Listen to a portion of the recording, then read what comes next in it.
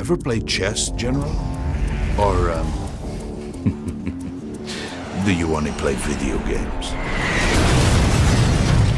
We're catching up on Command & Conquer here at E3, and I'd like to ask you, first of all, what are people getting their hands on here at E3? So what we're showing right now is the build that we have in closed beta, and this beta is being updated in the next couple of weeks to feature 6 of the 18 generals that we plan to have immediately for launch, and the standard 1v1, 2v2, 3v3 PvP, in addition to Skirmish, which is a single player versus an AI, and a mode that we're calling Onslaught, which is a 2-player co-op mode against enemy waves. So how's the process been like? You're in closed beta now, and sort of it's an iterative process, and you're letting people in, letting people sample. It's a little bit different than perhaps development has been like on earlier Command & Conquer games. Yes, absolutely. So, this game we're going to release as a live service. It's online, and so part of the reason that we're scaling up the number of people that are in the game is to make sure that the scalability is there. And the other thing is that it gives us the ability to have a smaller number of the community, and for us to get more focused feedback that we can use to improve the game. So you mentioned the generals there. What kind of flavor do they bring to the gameplay experience? So the generals, they are the various commanders inside each of the 3 main factions. The EU, the APA, and the GLA. And each of the generals has slightly different units. They have different player powers.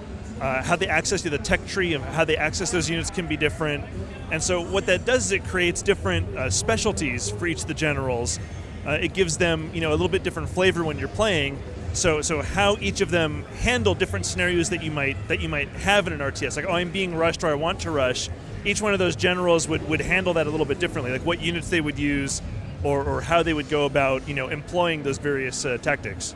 So sounds like that adds something to the multiplayer aspect of it, a little bit like a rock, paper, scissors effect, perhaps? Yeah, what it means is that the generals can all accomplish kind of the same things. They just go about it in different ways.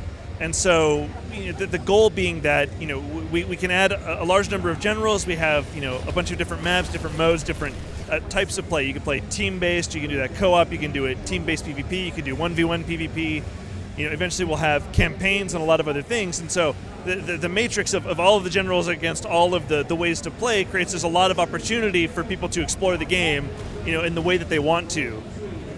Speaking of that, you mentioned something, campaigns. Yes. Are you revealing anything about the plans you have for that? And Well, so we have work in progress on that, but the issue is that campaigns represent a sort of a lot of effort, right? So you have to have a lot of the game framework done. You have to have the balance has to be there. We have to get all of the map making and scripting processes down, and campaigns are built on top of all of that. And so we're still in the process of building up the foundation to where we can actually really make great campaigns.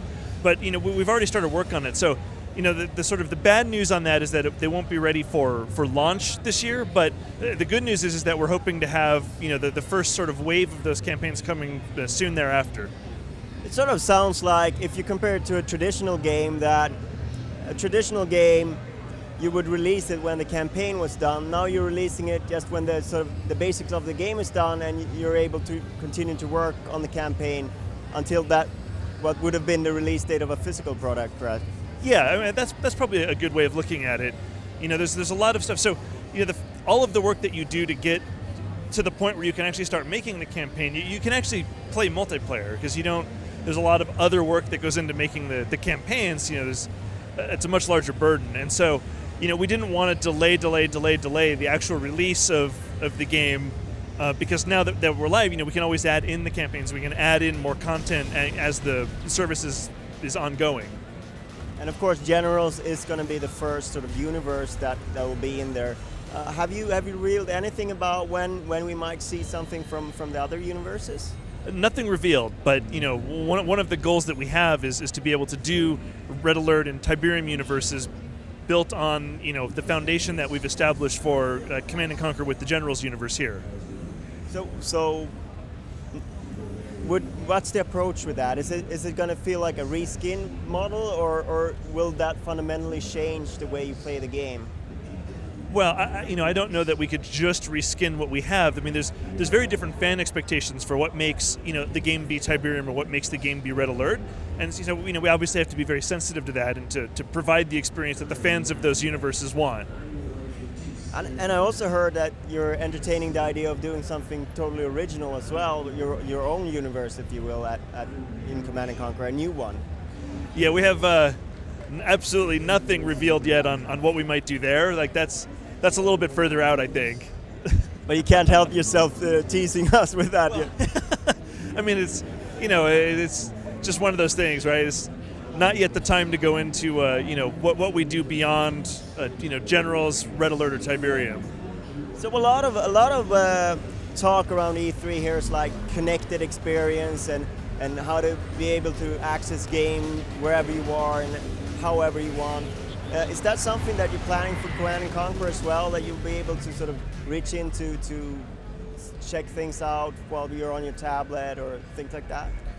Yeah, eventually. I don't know that we're going to have the feature set up initially to do that immediately at launch, but I think there's a number of areas where we could tap into all of the other devices that people have in ways that make sense for people to access what's going on. So if you were to think farther down the road, the minute that you want to have clan support, well, is that a situation where you want to be able to have I'm on the bus coming home and I want to let my clanmates know that I'm going to be available for the matches tonight, that I'd be able to do that through Command and Conquer.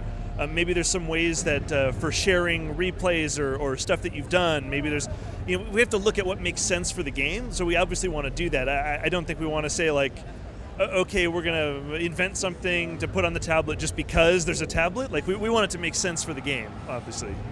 All right. So what's the roadmap ahead now? You're in closed beta. What's the rollout? So obviously after closed beta, you will have open beta and then release. And we're targeting both of those for this year.